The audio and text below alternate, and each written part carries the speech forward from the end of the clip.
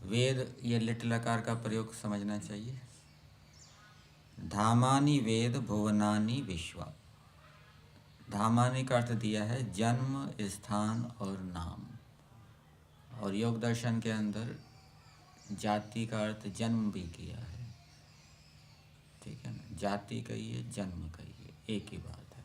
तो ईश्वर जातियों को जानने वाला है। इस संसार के अंदर प्राणियों की कितनी जातियां हैं या योनियां हैं, हम पूरा नहीं जान सकते कितनी योनियां हैं पशु पक्षी कीट पतंग आदि की। जो 84 लाख योनियां बताई जाती है वो सत्य नहीं समझनी चाहिए, हम गणना ही नहीं कर सकते कितनी है। तो असंख्य योनियां है हमारी दृष्टि से, लेकिन ईश्वर की दृष्टि से तो संख्य है, वो जानता है कितनी योनियां।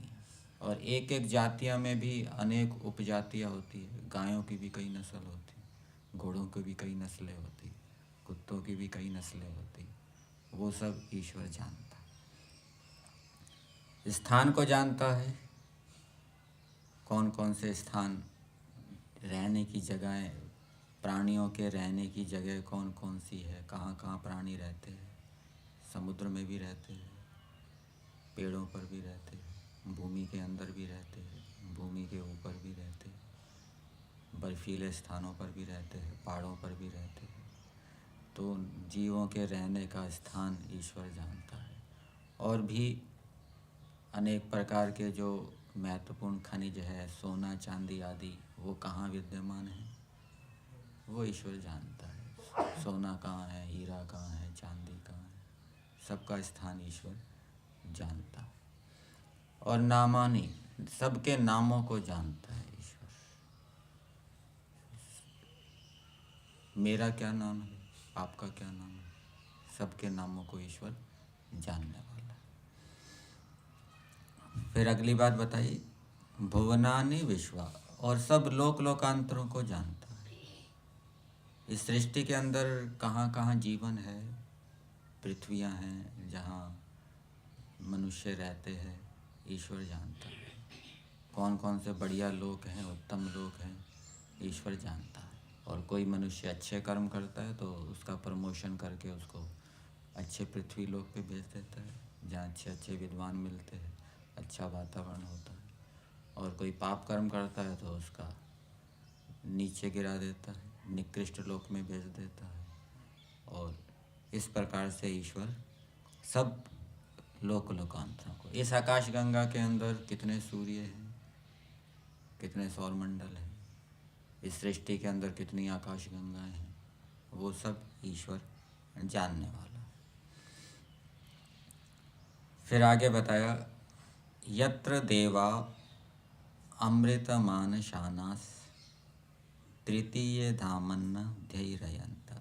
यत्र, जिस परमेश्वर में देवा विद्वान लोग अमृतम आनशानास मोक्ष को प्राप्त होते हुए, मोक्ष के लिए यहाँ पर अमृत शब्द का प्रयोग हुआ है।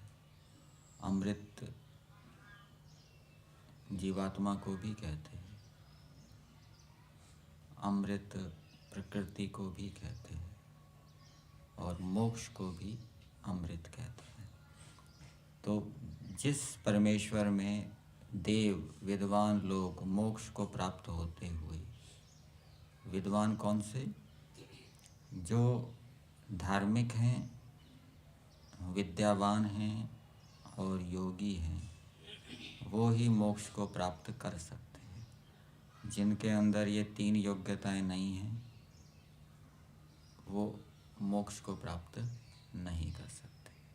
तो जिस परमेश्वर में धार्मिक विद्वान योगी लोग मोक्ष को प्राप्त होते हुए तृतीय धामन्नि अध्ययरयन्त, मोक्ष में अध्ययरयन्त स्वेच्छापूर्वक विचरण करते।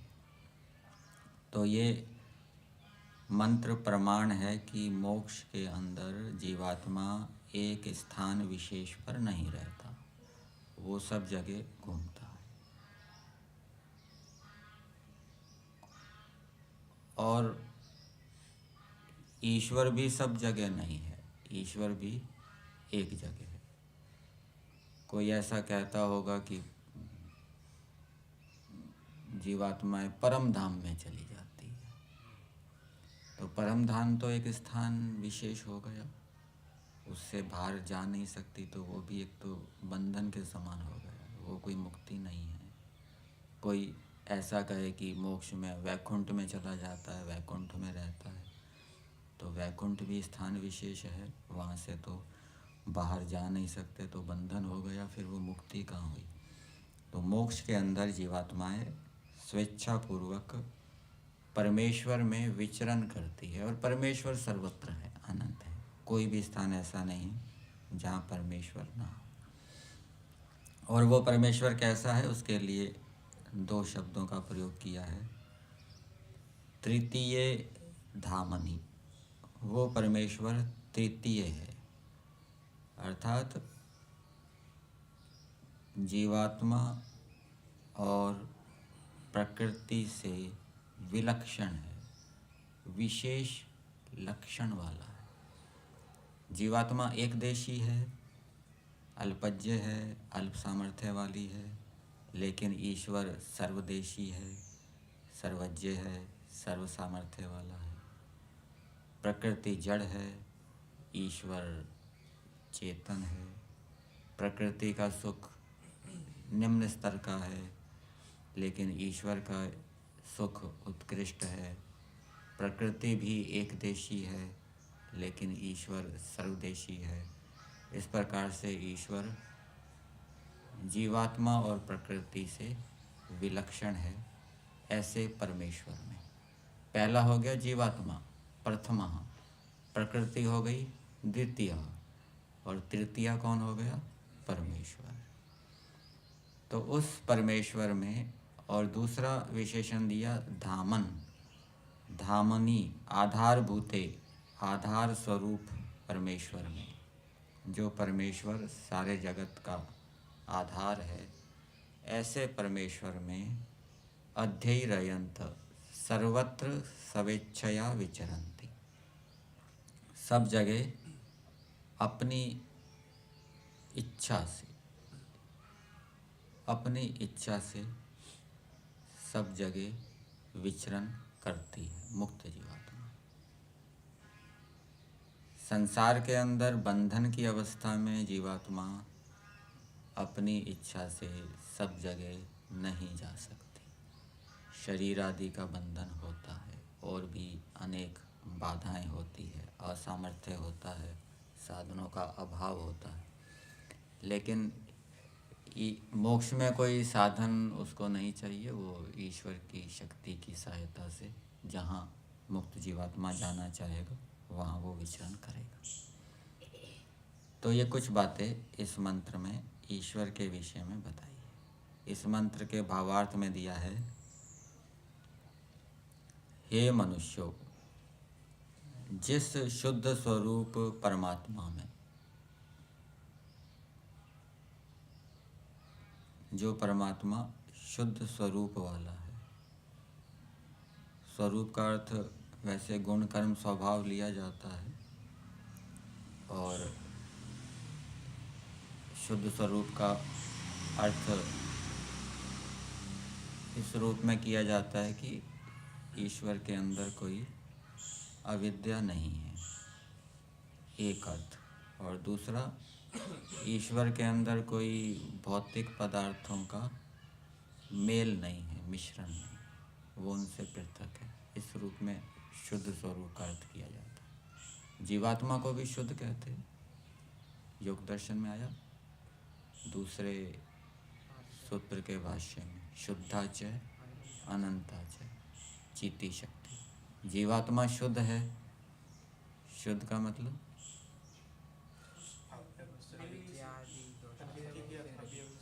अवयवों का संघात नहीं है, इस रूप में इसका अर्थ किया जाता है। अथवा स्वभाव से पवित्र है, जीवात्मा स्वभाव से पवित्र है, लेकिन निमित्त के कारण उसके अंदर अपवित्रता उत्पन्न हो जाती है, नैमित्तिक। ईश्वर भी शुद्ध है, पवित्र है, पवित्र स्वभाव वाला। तो ऐसे परमेश्वर में योगीराज विद्वान लोग, यहाँ योगीराज और जोड़ दिया है, और साथ साथ में धार्मिक भी होना चाहिए। मुक्ति सुख को प्राप्त हो आनंद करते हैं, उसी को सर्वज्ञ, ये सर्वज्ञ कहाँ से लिया? धामानि वेद भुवनानि विश्वा, ये जानने अर्थ में सर्वज्ञ। सर्वोत्पादक, ये कहाँ से लिया? जनिता। और सर्वदा सहायकारी, ये सहायकारी अर्थ कहाँ से लिया? बंधु। तो उसको हमेशा हर समय सहायता करने वाला मानना चाहिए। ईश्वर हर समय सहायता करने के लिए तैयार है, बस जीवात्मा को पुरुषार्थ करने की आवश्यकता है। तो ऐसे परमेश्वर की उसको सहायकारी मानना चाहिए, अन्य को नहीं। और जब इस रूप में हम ईश्वर को मानेंगे, ईश्वर को सर्वज्ञ मानेंगे, सर्वोत्पादक मानेंगे, सर्वदा सहायकारी मानेंगे, और ये भी जानेंगे कि मोक्ष के अंदर जीवात्मा ईश्वर में स्वतंत्रता पूर्वक विचरण करते हैं, तो इससे ईश्वर का महत्व समझ में आएगा, विशेषताएं समझ में आएगी, और फिर हम उससे ज्ञान विज्ञान प्राप्त करने के लिए, उससे सहायता प्राप्त करने के लिए प्रयास करेंगे। यदि ईश्वर सहायकारी समझ में नहीं आएगा तो हम ईश्वर से सहायता लेने के लिए प्रयास नहीं करेंगे, ईश्वर से प्रार्थना नहीं करेंगे, बस केवल कर्म करेंगे, प्रार्थना नहीं करेंगे। बहुत से मनुष्य ऐसे हैं जो मिलेंगे, जो कर्म तो करते हैं लेकिन ईश्वर से प्रार्थना नहीं करते,